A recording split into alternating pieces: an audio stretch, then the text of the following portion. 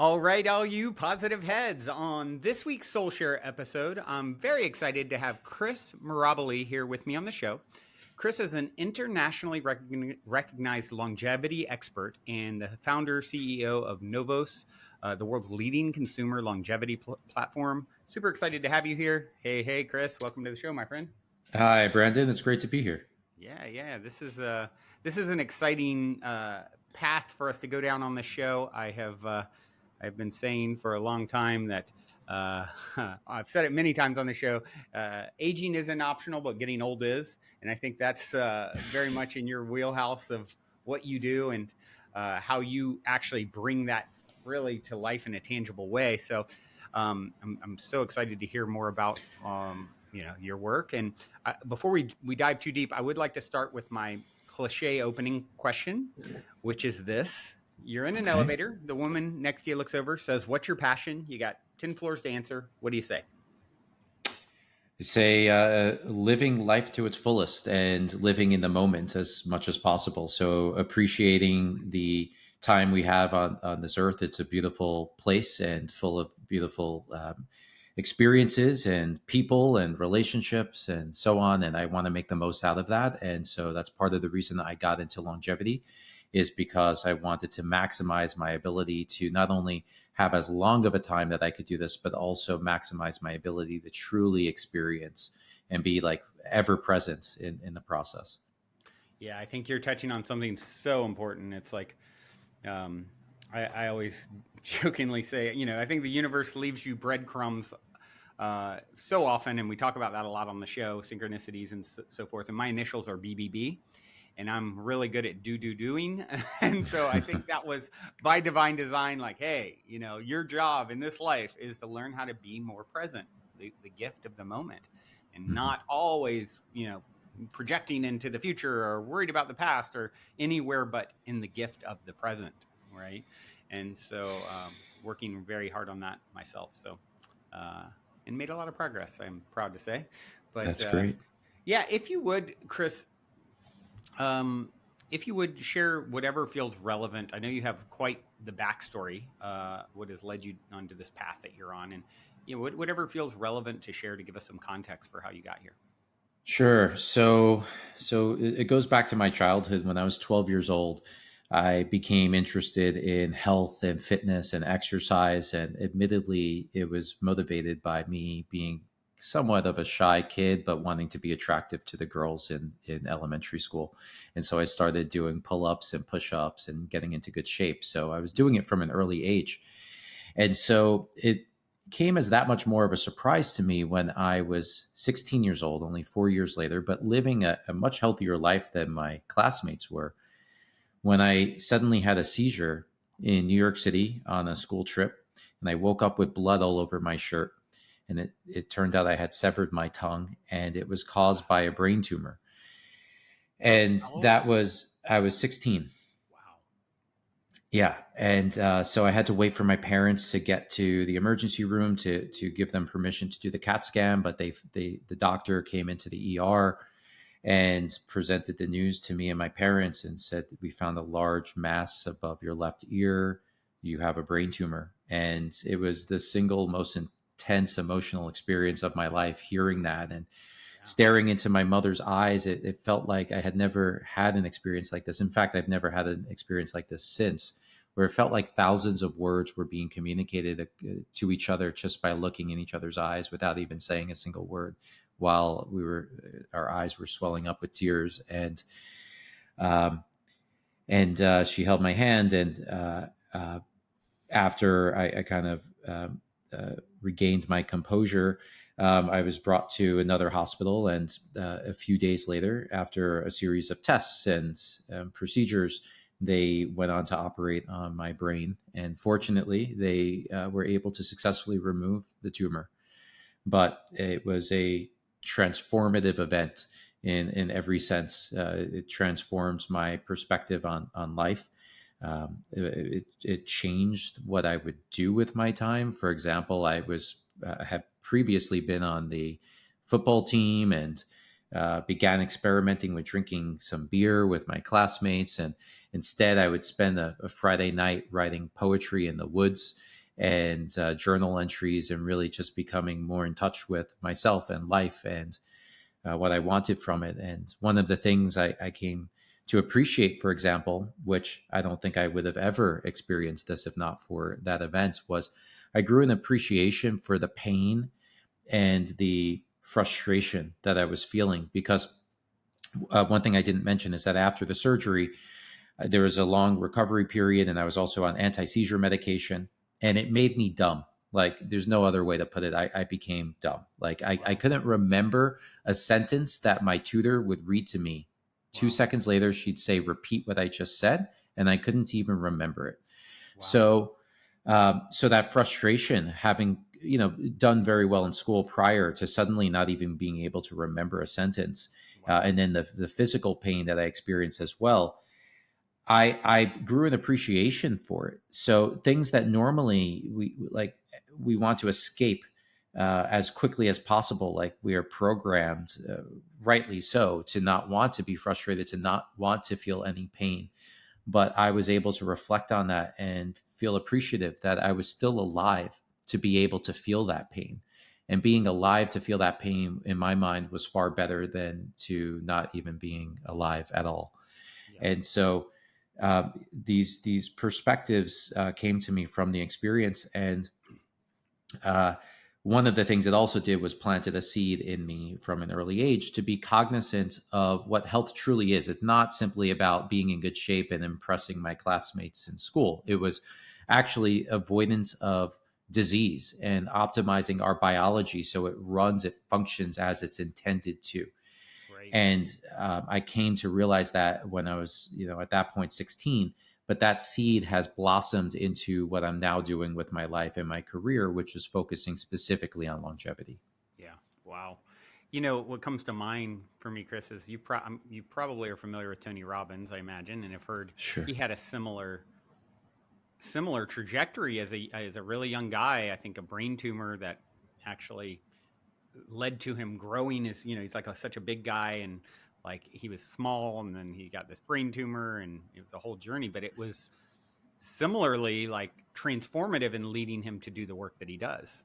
Have you ever heard him I, say that? I I have heard that story. In fact, I've been to one of his events in Dallas, Texas, many years ago, Yeah. probably about 7, 8 years ago, and we're Yeah. actually going to be in the same documentary together. Oh, wow. We've both. It's already been filmed, and we're waiting to find out more details about the release date and so on. Oh, But wow. it's a Well, longevity. highlighting what happened to you both in that way, or is it No, totally no, no, different? completely separately, and it's a longevity documentary. It's narrated by Edward Norton. Mm-hmm. There's some cool people in it, like Steve Aoki and Tony Hawk, but Cool. as well as many scientists and longevity experts. And so I was interviewed as a longevity expert in that film. It's Wow. called Longevity Hackers. It's not out Yeah. yet. Yeah. Very cool. Well, so yeah, the first thing I just love to hear you talk about is the causes of aging. As someone myself who have said so many times, you know, that aging is not something. I mean, aging is not optional. Getting old is, and uh, having always felt like a eternal child to some degree.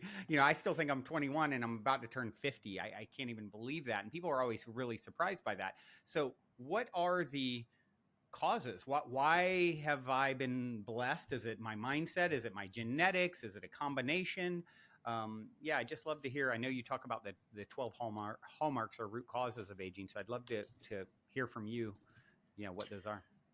Sure. So first thing is that most people would be surprised to learn that it's less genetically impacted than you might first think. So studies have found that it's between 10 and 30% genetics, and the remainder, so 70 to 90%, is based on our lifestyles and our environments.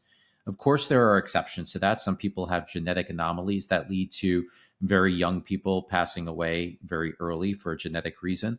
And in other cases, maybe someone lives to 115 years while eating Twinkies and smoking cigarettes. Right. Those are exceptions to the rule. It's not what applies to nearly all of us. Right. And so So then the question is, um, you know, if it's mostly lifestyle and environment, how do those have an impact on the aging process? And that is getting now down to the 12 hallmarks, or also known as the 12 mechanisms of aging. So these are the root cause biological reasons on a microscopic scale of why we get older. It's what's happening on a cellular and subcellular basis that leads to our cells and our tissue and our organs and overall as organisms not functioning properly and starting to decline as time progresses. And so some of them your audience might have heard of before, they might be familiar with, like, for example, stem cell rejuvenation. So, or stem cell exhaustion is technically what takes place. So, as we age, our stem cells, which are the cells that then produce replicas or duplicates of our cells, we have fewer of them. And those that we do have, they start making imperfect copies as they Right. get older. Right. And so then the copy, the new cell, isn't functioning as ideally as it otherwise would when we're young. Another one that's commonly known as mitochondrial dysfunction. So our mitochondria are the power plants of our cells. They take the food that we eat, and then through a process known as the Krebs cycle, which we may have learned in high school biology, is this process that converts those carbs and the fat into energy, into ATP, or energy currency within our cells, so that our brain can think and our heart can beat and our muscles can move. But then there are other hallmarks of aging, or mechanisms of aging, that are less commonly known. For example, cellular senescence. So senescent cells are referred to oftentimes as zombie cells. These are cells that, for one reason or another, have been disabled, but they haven't been removed from the body. So, one reason this happens is, for example, the cell has divided too many times and can no longer divide. Or another reason is the cell might be cancerous and the body actually detects it and shuts it down.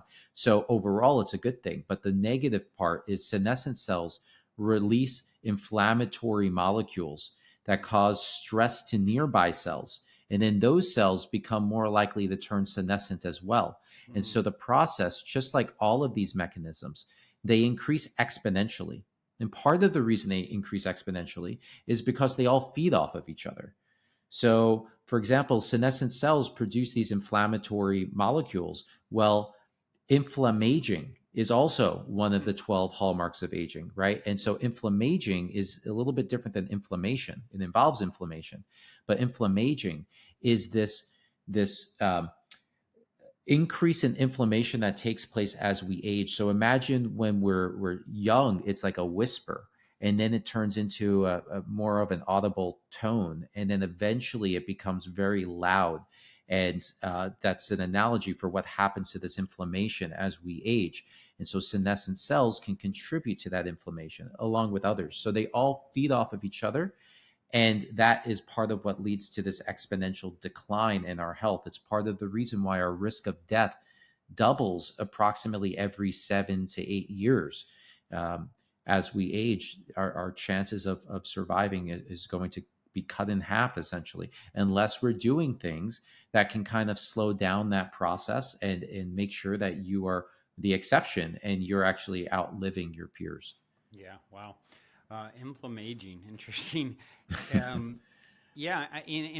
What's so interesting and exciting, of course, we're living in a time where people are saying, you have people like Ray Kurzweil, saying we're a few years from escape velocity, right? Right. Where, we are our innovation and so forth, biological AI, all the things, combined are happening faster than we're aging. And this, we're on the precipice of, like I heard recently, oh yeah, people, if you're alive in 5 years, you could live to be 500 and beyond potentially. And so to me, that's a very fascinating thing to consider. And I'm curious what you think about that and the validity of that based off of where our technology and science is at currently. Yeah, so longevity escape velocity is this concept that scientific innovation will outpace our decline in aging. And Yep. so, if for every 1 year of age, if we are able to reverse aging by more than 1 year, Right. then we will, in theory, be able to live forever unless you die from some sort of accidental Accident. Yeah. cause. And so it's a very motivating perspective for a lot of people in the longevity world to focus on, as particularly people who do want to live for for as long as possible. Uh, in terms of how far we are from it, that's hard to say. I mean, if you speak to longevity scientists, they'll say that we are very far away, Mm. that it is not close, that it's decades away, if it ever even happens. Some are even more skeptical and say that Oh, well. we will probably never actually get there. Ray Kurzweil's perspective is one as an inventor and one who is very well familiar with the exponential nature of things. Peter Yeah. Diamandis, a friend of his, is also a fan of that thinking. So it's non-linear, it's exponential, and the human mind is not as capable of comprehending the implications of that. Though I do tend to think that scientists of all people are more capable of understanding exponential nature of things than the average person is. So where I find myself is I really don't know. Yeah. I do know that like right now we are quite far away from being able to say that we have been able to reverse aging in humans. Hmm. Um, but there is a lot of technology on the horizon and a lot of like really sound, legitimate scientific theories about ways that we could reverse Hmm. aspects of aging. Hmm. And so I think that there's definitely potential. And as a tech entrepreneur myself, I do see the impact that technology can have at these crazy rates of change. And with AI and nano machinery and so on, I do think that things will accelerate at a breakneck speed. But in terms of when and if we would reach that longevity escape velocity, I don't know. I don't think it's as soon as like within a decade, as some people have said. Gotcha. Gotcha. And so, what is what are the things that Novos and you are doing to help help do it in the ways that are within reach currently? Sure, sure. Yeah, so I'll be very clear. Like we are a very scientifically accountable organization. We're not a simple supplement company. We're actually a biotech that sells natural products such that they are available over the counter as supplements, but we are really a biotech as a company. Hmm.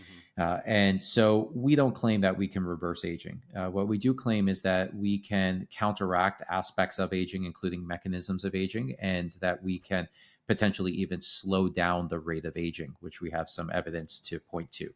So I had the idea for Novos back in 2018, and I started working on the business officially in 2019 when I registered as a public benefit corporation. And I brought on some world renowned scientists from Harvard and MIT, people like Dr. George Church, who invented genome sequencing back in 1984, Matt Kaberlein, who's famous for his work with rapamycin and the Dog Aging Project, and a lot of other longevity research, and others. And together, we formulated the very first product in the world to address the 12 mechanisms of aging simultaneously. So my idea at the time back in 2019 that I approached these scientists with and to get their opinion of was, well, if each of these mechanisms kind of play off of each other, and if the analogy is that we are like a car, and the car, like if you have a very old car that's been sitting out and rusting and the air is out of the tires and so on, what good would it be if we only put air into the tires if we didn't address the muffler that fell off and the engine that needed oil and so on? Yeah. Wouldn't it make more sense to do everything all at once? And it was unanimous agreement across these scientists that yes, that would be the best way for us to be able to address aging. So Hmm. then the question was, are natural ingredients able to have an actual impact on the aging process, or would it be just creating expensive urine, as a lot of medical doctors say about supplements? And it was nice and refreshing to hear from scientists who are actually on the front lines of the research and see the experimental evidence with their own eyes, that they were actually very optimistic about these ingredients. Hmm. And that was enough for me to say, okay, there's something here that I personally want to create for my own sake. Like selfishly, I want to address all 12 mechanisms for myself. And I want my loved ones, my friends, and my family to have this product as well. And I expect others are going to want this for themselves as well. And I think it's the next evolution, a giant leap forward from in the wellness community and the preventative medicine, if you will, category of approaches. It would be a leap forward, because what a lot of people don't understand or aren't aware of is that the number one risk factor for cancer, heart disease, Alzheimer's, Parkinson's, glaucoma, diabetes, the number one risk factor is aging. Even more than cigarettes cause lung cancer, aging is multiple times greater of a contributor to lung cancer. Hmm. And so, with that in mind, and my experience in high school, having had a brain tumor and that seed that was planted, I wanted to do everything I could to avoid something like that from ever happening again. And this, in my mind, was the best approach that I could personally take for myself. Now, that's not making any claims about our products and so on for FDA reasons. Like, we're not claiming anything about medical Yeah. conditions, but that was the motivation behind forming the company and the approach that we were taking. And Cool. so we have our flagship product is called Novos Core. It's a daily drink mix. It's in a little sachet like this. It would otherwise require 19 pills, and um, we address all of the 12 hallmarks of aging simultaneously. You pour it into water. You have it with lunch or dinner or breakfast, and it's orange flavored. With naturally sweetened with stevia, which has some antioxidant benefits to it, which a lot of people aren't aware of. They think no calorie sweetener must be bad for you, but that's not the case with a natural sweetener like stevia. Oh. But we also have an unflavored version if people don't want any sweeteners. Mm-hmm. But that's something that only tastes good if you put it into a juice or a smoothie, Mm-hmm. because it still has a little bit of an herbal taste to it. Mm-hmm. So we've done a bunch of scientific research on our product that I can talk to if you're curious, but we're about proving out our product rather than just relying on historical studies and making claims about our ingredients. We want to make sure that our product itself and the combination of our ingredients is doing something special. Yeah. Cool. Yeah, I'd like to try it at some point here, and I'll report back to everyone. If I start Benjamin buttoning, you'll know what happened. Maybe that's Definitely. the future version. But We have a team member who just had a baby, and we bought her baby a onesie that says "First Novos customer" to imply no, that it was a very old person that right. That's reversed their so aging and funny. became a I love infant. that. I love that.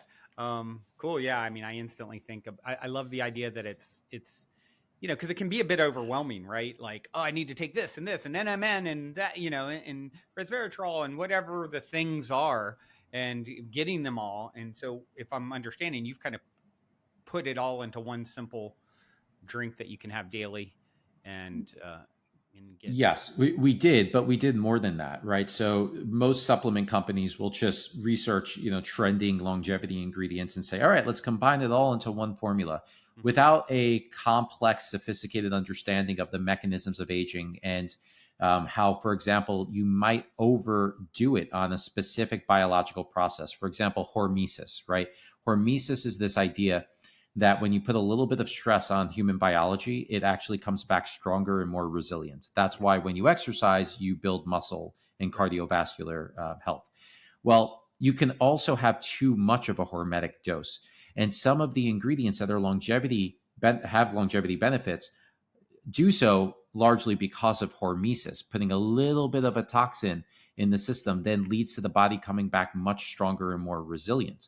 And so if you overdo that, which many companies are when they're combining all of these hormetic substances together, you're actually going to have a negative outcome from it. But people, a general consumer, will see these popular ingredients and say, "Oh, I recognize those names. That doctor was talking about it. It must be great to combine them all." Well, it actually isn't necessarily, and that's why doing the scientific studies after you create the formulation is important, because you have this hypothesis, even if it's very well informed from a scientific perspective, which we have by nature of us having these scientists on our team.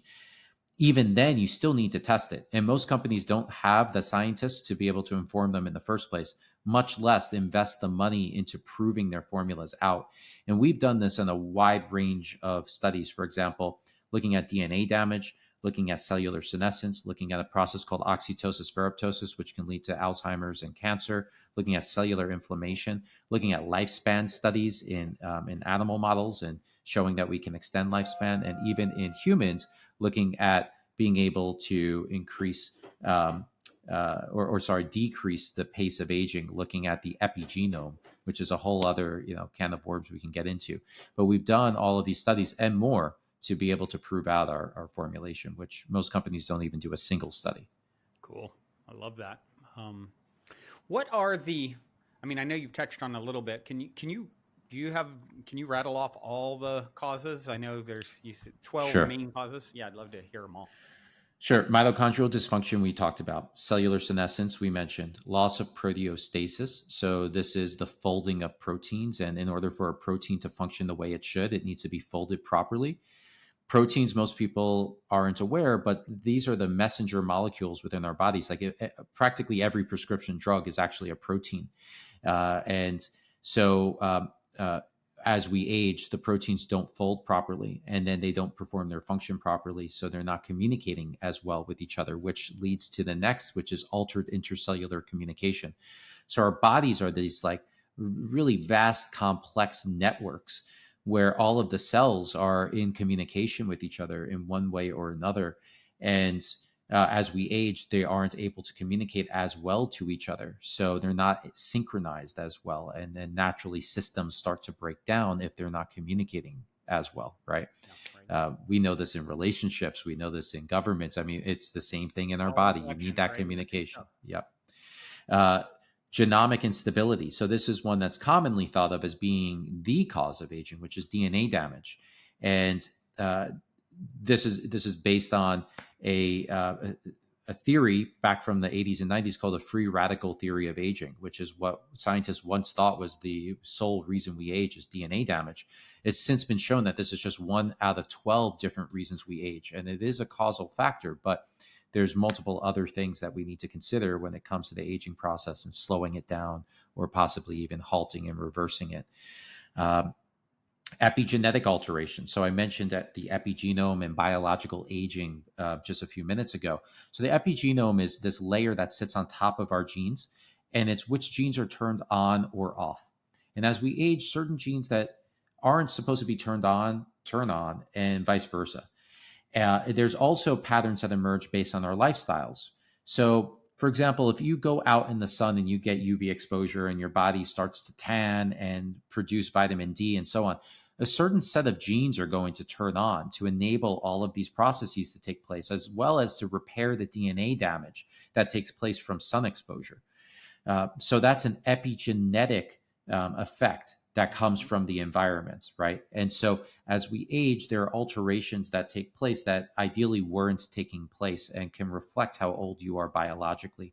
And that's how the most advanced biological age tests actually come into being, is by looking at the epigenome and analyzing it with algorithms. Yeah. Next is telomere shortening. So telomeres are the protective end caps of our chromosomes, and our chromosomes are what contain all of our DNA. So if you think of shoelaces, they have like all these strands of fabric fiber in them, and then at the end you've got the caps of your shoelaces. That's essentially what telomeres are kind of like. And every time there's a cellular division, they get a little bit shorter, and eventually, if they get too short, you reach something called the telomeric brink, and that's when you have a much higher risk of certain types of diseases like gastrointestinal cancer. Becomes that much more likely if your telomeres get too short. Next is deregulated nutrient sensing. So this comes down to different nutrients that that signal to the cell how to behave. For example, mTOR or AMP kinase. People who follow longevity may have heard of these concepts before. So mTOR is like a growth signal to the cell. AMP kinase is like a starvation signal from the cell that it needs more energy, which comes from exercise, for example. So AMP kinase being increased is actually good for longevity in the studies that have looked at it. And mTOR, a decrease of it, is actually seemingly good for us for the sake of longevity, because in this constantly fed state that we are in as humans, we're oftentimes on growth overdrive, and it's actually important. This is where fasting comes in. When you fast, you reduce your mTOR and you increase your AMP kinase as a result. Mm. Next is stem cell exhaustion. We talked about that. Then inflamaging, we spoke about that. Disabled autophagy. So this is a process that also comes into play during fasting, where the body recycles cells that are older, they're not performing as well, and so the body basically cannibalizes those cells and then takes the component parts of it and recycles them for the sake of energy and to produce new cells. And then finally, the last one is dysbiosis. This is where the microbiome comes in. So our gut biome changes dramatically as we age. And so if you look at the gut species of someone who's 20 versus someone who's 80, you're going to see a marked difference between the two. And you'll also see less microbial diversity for somebody who is older. So doing what we can to improve that, there's actually many gut organ axes. For example, the gut brain axis, the gut skin axis, the gut heart axis, and liver, and so on. I believe there's 7 gut organ axes. So what's happening in our guts can actually impact the health of our organs as well. And that's all 12. Cool. Wow. And so do you feel like you said there's 19 ingredients in your drink? There's 12 ingredients, but the equivalent of 19 pills. Got it. Got it. I see. And do you feel like, obviously, some of these things, like are like epigenetics, being in the sun, that's it's not gonna do that, and there's not sunshine in there. But do you feel like it helps address the majority or of these issues? Like, just curious. Yeah. So we formulated it specifically so that we could address all 12 of those mechanisms of aging. Got it. Now, what you mentioned about being out in the sun and it's not going to do that. So, I think that's a good point to kind of set the context, the stage for all of this, because we're talking about genetics and to what degree does genetics versus lifestyle play a role, and then we're talking about these mechanisms, which are microscopic biological processes, and then where does everything fit in together? And so, the way to think about this is that we've got our genetics that's hard coded. We can't do anything about our genetics. But again, it accounts for far less when it comes to our health and aging than you would think. For example, I have very good biological age results measured by a whole slew of different types of tests, including epigenetic tests. Yet I did have a brain tumor. Yeah. I lost my mother to pancreatic cancer. I have a history of obesity and heart disease in one half of my family. So I don't have particularly great genes. In fact, when I looked at my genes, I have a lot of obesity genes, but I'm not obese because I eat healthy and I'm so physically active, right? So that just goes to show I have the genes for it, but it's not manifesting. Yeah. Exactly. So we need to, as responsible humans, accountable for our own health, we need to accept that. We need to realize that the decisions we're making is what's leading to the vast majority of the cases, our health outcomes. And just because you might think you're living healthy and something might happen doesn't mean that you necessarily were. A lot of people I know who think that they're living very healthy lives, when you actually look very carefully at the foods they snack on or the amount of alcohol they have, or if they neglect their sleep, so on and so forth, actually they're not living super healthy.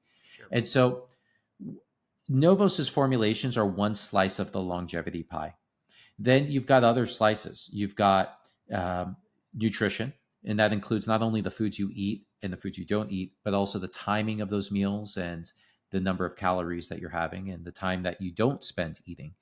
The second one would be activity, physical activity, and how intensely you exercise and what types of exercise you do, but also then the recovery, which leads to sleep and relaxation, psychology, and being, for example, purpose-driven, having positive, optimistic mindset versus being a pessimist and not really having purpose in your life. Yep. Relationships, having positive, constructive relationships with people you feel you can turn to and trust and that they will be there for you, as opposed to toxic relationships. These are just a few of the factors that have been shown in scientific research to have positive impacts on health span and lifespan. And to that point, for each individual, I'm oftentimes asked, what is most important for someone to focus on? The answer is it really depends on your current lifestyle. And to that point, we try to help people. I mentioned earlier, we're a public benefit corporation. So, one of the things we do is we create free resources for the public to use, even though we could potentially charge for them. And one of the things we have is something called the Novos Life app. We just launched it about a month ago. It's for free on iOS and Android, and we provide a free biological age clock estimate. This is based on a advanced AI model produced at University of Washington. So it's actually very accurate. It's more accurate than most blood tests on the market. Wow. Not more accurate than the blood test we sell called Novos Age, but it's more accurate than a lot. Completely free. And then we give you personalized lifestyle tips based on how you're living your life and how you answer the survey questions to tell you what you, Brandon, specifically should be focusing on to improve your health span and lifespan and slow down your pace of aging. I love that. That's amazing. You've really come a long way in a few short years. I mean, I'm as a serial entrepreneur myself, I applaud you for Thank where you. you're at, given 2018 is not so long ago. Thank you. Thank you. Yeah. And we didn't launch our product until 2021 because we did a lot of R&D and testing and human, beta testers and so on. So January 2021. So it's really 3 years since we've Wow, actually put something on the market. amazing. I've had Dr. Bruce Lipton, who wrote Biology of Belief, on the show. Are you familiar with him or his work? I'm not familiar with his work, but I'm familiar with him. Okay. Yeah. So it's all about epigenetics and how, mindset is the most important thing. And I'm curious, if you had to say, uh, there's one most important thing, and I know I know it's definitely all the things, but do you, if you had to say what was the most important thing, what would you say? I mean, I think in his case, you know, he really pings on the epigenetics and how it affects your biology, your beliefs, and your thoughts and everything, and how that's so fundamental. Um, what do you think about that concept? Yeah, well, so the epigenetic perspective on aging is a strong one. There are people like Dr. David Sinclair at Harvard who really is focused on the epigenetic aspects of aging. Yeah, But then you also have other scientists in the field who, although they don't uh, discount the value of the epigenome, they also think that aging is far more complex than yeah, simply looking at the epigenome. yeah, And so I tend to be in that camp, feeling like, yeah, the epigenome might be one of the stronger of the 12 hallmarks of aging, hmm, but it on its own is not going to yeah, determine the aging process. You need to account for everything that's happening. When it comes to like belief and psychology and the effects that it can have on the epigenome, I would say that it goes beyond just the epigenome. I mean, we know, for example, that what you believe can manifest in real physiological terms. That's what the placebo effect is all about, right? So yeah, someone believes something to be beneficial for them, and it actually turns out to be beneficial for them, even though it's just a sugar pill, for example, right? And so that just goes to show that the brain can do that, and the opposite is also true. the If you nocebo. believe, yeah, the nocebo, exactly, and yeah, so you can believe you're having a taking a poison, or more practically speaking, not in the scientific study context, but more practically speaking, you might think that the world is out there to get you, or that you always have bad luck, and that things are everyone is always up against you, and I've you heard can of never like succeed. women thinking she's pregnant and starting to show like she's pregnant. Oh Um, wow. Okay, I haven't heard that. yeah, yeah, yeah. I think actually, I'm trying to think where I originally heard this. Maybe it was someone my mother worked with, like decades ago, but actually started showing and like so. Of course, this show being so much on the mindset stuff, and I've told the story my whole life. I don't believe in getting sick.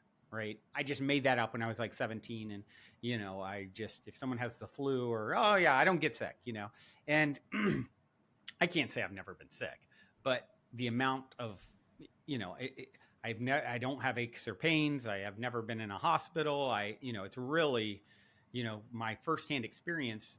The mindset stuff has made a huge difference in for me. My own subjective experience. Yeah, I mean, I'm convinced that it plays a role, and we Yeah, see it obviously. in the evidence, right? It's just for anybody who believes that that is the only factor and that they can eat whatever they want or Yep. not be physically active or Yep. Right. not have close relationships with people, all of those types of things. Well, no, you're actually just selecting one single slice of this bigger pie that I mentioned, It's and fixing the tires and not the engine, right? exactly, exactly. You're attributing way too much value to one single slice when it is one piece of the picture. You need to engage with all of them. What do you think about this? There's this guy, and actually, I think he's here very close, maybe even in my neighborhood. Someone was saying this Brian Johnson character. I imagine you're familiar with Yes. this guy doing all this extreme stuff to counter aging. What are your thoughts on him and what he's up to? I think he's done a great job of getting a lot of attention for the things that he's doing. Spending $2 million a year and doing some things that are extreme, like tracking the number of nightly erections and so on. And the press loves to write about this stuff. And we as humans were intrigued by things that seem extreme Yeah. and out there, right? So in terms of getting the attention, I think he's mastered that. He's done a great job. In terms of whether it's actually relevant and having a real impact, that is an entirely other question. And Yeah. if you talk to scientists in the field, the vast majority of them are very skeptical of the approaches that he's taking. That's Mm-hmm. putting it mildly. So Mm-hmm. um, I think some of the things that he has done.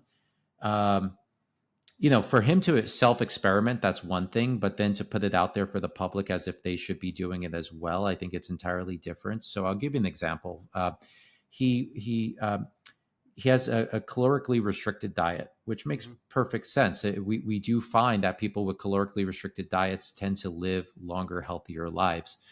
As long as it's within a moderate range of caloric restriction, Yeah. let's just say 10 to 15% caloric restriction.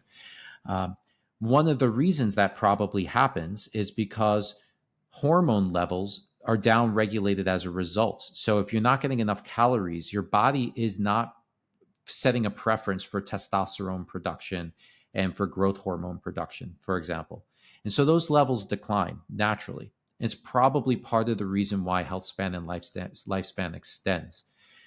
But then he supplemented with the human growth hormone and testosterone replacement therapy, most likely counteracting the benefits. And we see in mouse studies, for example, when you calorically deprive a mouse and then you give them these hormones, it shortens their lifespan. Mm. So I think that there's certain things that are being done. It's kind of like, well, let's try everything that has ever been studied that has been found to extend lifespan without understanding the intricate biological mechanisms of how they're working and why they're working. Yeah. And it can lead people astray if they are looking at him as the one with all the answers. Yeah. When aging is, believe me, far, far more. There's a reason that like some of the brightest people in the world have been spending so many years trying to figure this out and they haven't cracked the nut. It's Yeah. far more complex than that. And you need scientific studies and research like we're doing with our products, for example, to try to prove out the formulas and that they are actually working and why they're working and looking at the mechanisms by which they're working to feel confident that what is being done is actually good for somebody in the long term.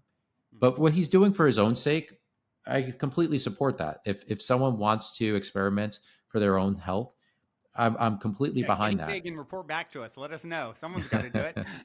Yeah, yep, yep. um, I did a 8-day fast.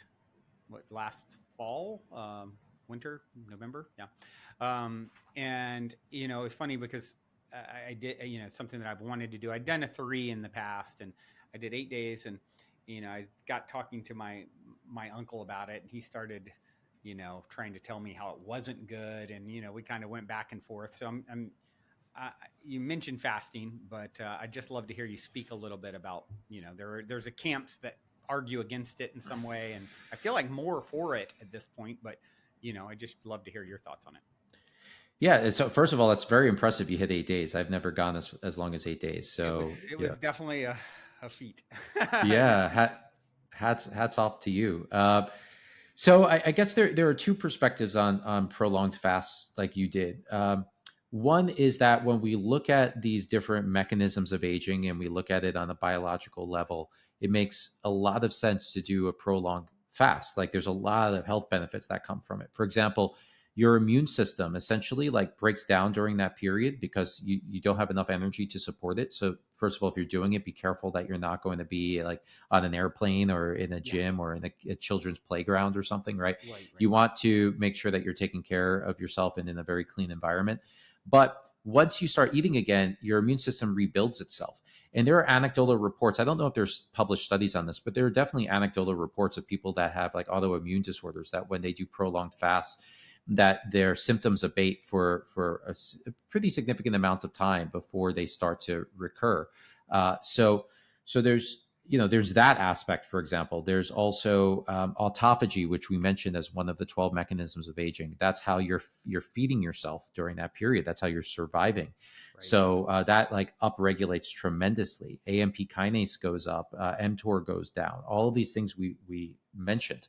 So from a mechanistic perspective, and even in animal studies, it seems fantastic. Where there's a little bit more controversy is whether it's like practically relevant and good for us to do, especially when looked at through the lens of muscle and the amount of muscle that can be lost during that period of a prolonged fast, because you need energy, and it's not only going to come from body fat. You need protein for your cells to function properly, and so you're going to get a lot of those protein molecules coming our our Muscle. muscle tissue. Even if we have a lot of fat, you're saying it's going to still need to access It's the still muscle. going to access muscle. And so there are ways to try to offset that. Like, for example, doing a little bit of exercise, not overdoing it, of course, because you're fasted, but doing a little bit of exercise. And uh, But with that said, there's a concern like when it comes to longevity. This is like much more of a pragmatic, practical perspective on it. Is like we can look at the science of it and look at the mechanisms of aging and take that approach, which is definitely a worthwhile approach. But then, what good is all of that if you lose muscle mass in your legs and you trip going up the steps and you crack your head open, Right. or you don't even do that? More often than not, people don't die from the fall. They actually break a leg or something, and they're in a wheelchair at 65 years old or 70. And then that period where they're in the wheelchair, they're losing even more muscle. And then the ability to regain that muscle is incredibly difficult. And oftentimes people die just a few short years after the accident, not from the accident itself, but all of the chain of events that result from that accident, right? So overall, people like Peter Attia, for example, Dr. Peter Attia, very famous in the longevity space, more from the medical doctor perspective rather than the PhD scientist perspective, which there's actually a distinct difference in terms of how they look at longevity. He used to do prolonged fasts, I think even more than 7 days at certain times. And he stopped doing it. And now he's really like focused on the message of like, you don't want to lose the muscle mass to the Mm. point that I just raised. Right. So there's controversy between it. I don't think there's any single answer for it. I think it's all individual. If you're very thin and you don't have much body fat, to go 7, 8 days, Yeah. probably not right. Maybe like 48 hours, 72 hours, and Yep. and not doing it every week or month. Yep. Maybe doing it like once a quarter, once every 6 months, once a year. Hmm. Very, very different. Yeah. I felt like, yeah, for me at the time, it's like, oh, I could lose 10 pounds and I'd be good. And the Right. experience was, I think I lost like 12 pounds. And it really took me down to where I would say my ideal body fat is. I've probably come back up half of that since, but that was, you know, what, 7, 8 months ago. So, and I didn't really notice a huge difference. Of course, it is, like you said, subjective to some degree. Muscle wise, I haven't noticed any, you know, negative impact. So for me, all in all, it was a good experience. I would say, and felt like I'd done something positive for myself without too many, repercussions other than those days I had heard that, oh, after day 5, you're going to have all this energy and stuff. And that didn't really necessarily happen for me Mm. like it does some people. But Were you having electrolytes? I was taking a little bit of Celtic sea salt. Okay. Yeah. You probably wanted to do more than that because the sea salt is going to be predominantly sodium, Mm-hmm. but we also need potassium. In fact, we Mm-hmm. need more potassium than sodium on a daily basis, Mm-hmm. at least double the amount of potassium. Part of the reason blood pressure is so high for people is because they're getting way too much salt. And so one of the hacks for that I follow is having light salt. Morton's makes light salt. It's Mm-hmm. 50% sodium. It's actually 45% sodium, 55% potassium. Mm-hmm. And that's a great way to increase the potassium levels relative to sodium. Mm-hmm. But that's one thing. During fasting, you want to make sure you're getting potassium and magnesium and calcium. And a hack, this like a fasting purist will say that this is cheating, but when it comes to your health, like who cares? Like if this is better for you, then it's better for you.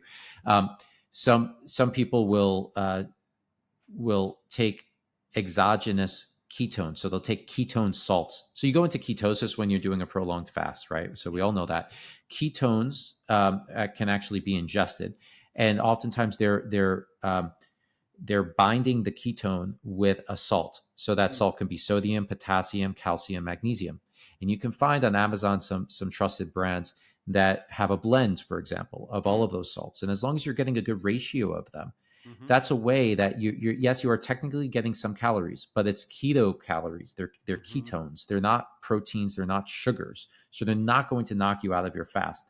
And you take a small amount of it just to get enough of those electrolytes that your body needs.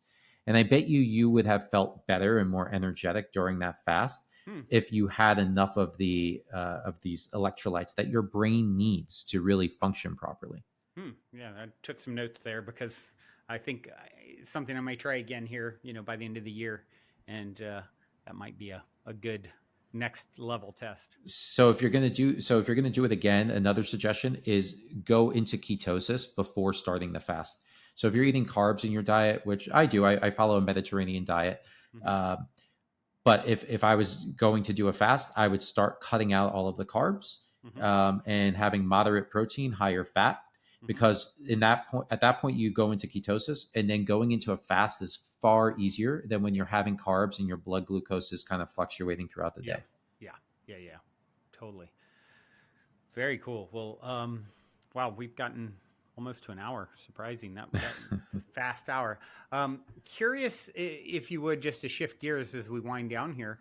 Um, I love to hear on the show stories of synchronicity, serendipity type stories, and in a sense, your own journey to me is like a blessing in disguise, right? It like this quote unquote bad thing happened to you, which led you down a path that obviously is your dharmic path, I would say. So just curious though, if you have any other sort of story or inspiring story to share. So I don't know if it's inspiring, but what I can say is that I consistently have serendipity, synchronicity in my life to the point that for more than 10 years now, I've kept a digital notebook where I write down the Cool. experiences as they happen, because it's those types of things that it's like the one in a million chance. But then when it happens so many times, then it turns into like, what are the actual odds of this type of stuff happening? Right. And the most recent one that come to mind is not actually one of the better ones.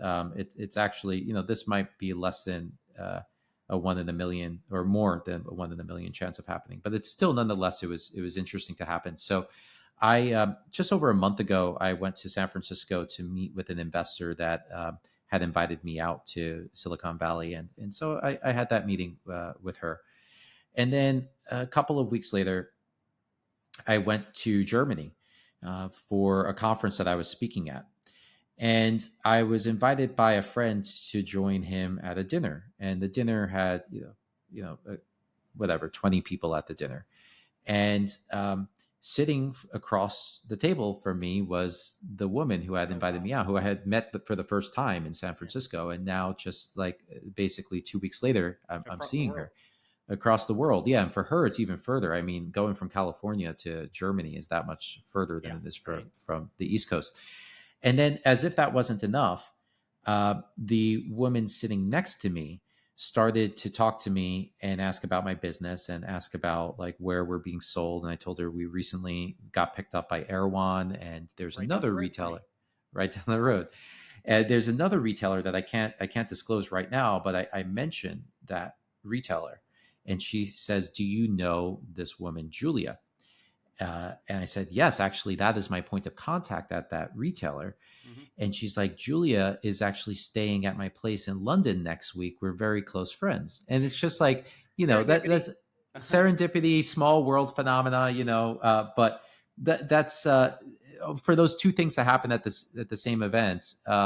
There was actually another smaller one, but it wasn't as serendipitous. Was that I decided that day that I was going to go to Portugal to meet up with my lead scientist. He lives in the Lisbon area, Hmm. and then the other guy sitting across the table said that he was going to go to Lisbon the next day as well for a birthday party, and we were going to plan to meet up. So that's less serendipity, just coincidence. But um, anyway, that's not by any means close to the degree of serendipity that I've had in my life. But it's the most recent one that's fresh Yeah, on my yeah. mind just a few weeks ago.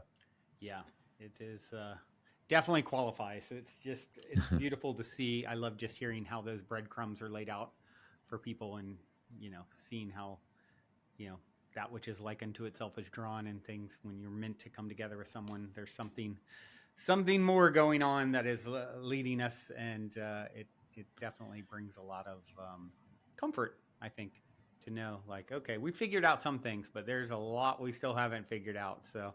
Um, yeah, That's definitely very, true. very cool. Well, yeah, this has been awesome, Chris. What is the best way for people, of course, to follow you and check out, continue to follow your journey and in your products, etc. Sure. So I have a personal blog, and I'm on Instagram, X, and TikTok as Slow My Age, slowmyage.com. And then Novos is novoslabs.com. And we're on all of the social networks as Novos Labs. Cool. Well, I do have one final question for you, my cliche closer, and it is Okay. this: in 60 seconds or less, what is the meaning of life according to Chris Mirabile? Wow. I think I think it is one having a purpose in life, and fulfilling that purpose, and in doing so, forging connections, relationships, and trying to bring as much positivity, and progress society as a whole by as much as possible in fulfilling that. And then, of course, while doing that, to live in the moment, appreciate all that we have, and experience. And I think ultimately, by doing all of that, you will have lived a fulfilling life that, if you are able to look back on it, on your deathbed, so to speak, and you will feel like you lived a life worth living. Hmm. Well said, my friend. Well, thank you so much for living a life worth living and sharing and helping us all to do it with the work that you do in the world. Definitely an inspiration, and yeah, I'm really excited to um, perhaps check out, you know, um, some of your core drink and myself, and maybe share with family and things like that. So yeah, very, very cool. Yeah, let us know if you're going to, and we can hook you up with some. Yeah, that would be cool. Yeah, well, we'll talk more after this about some of the other things that we're doing here that can maybe help get the word out. But yeah, Chris, such a pleasure, my friend. Thank you for all that you do once again, and thank all of you out there for tuning in your beautiful brainwaves and incredible hearts to another episode. Till next time, journey well. Thank you, Brendan. I love you so, so, so, so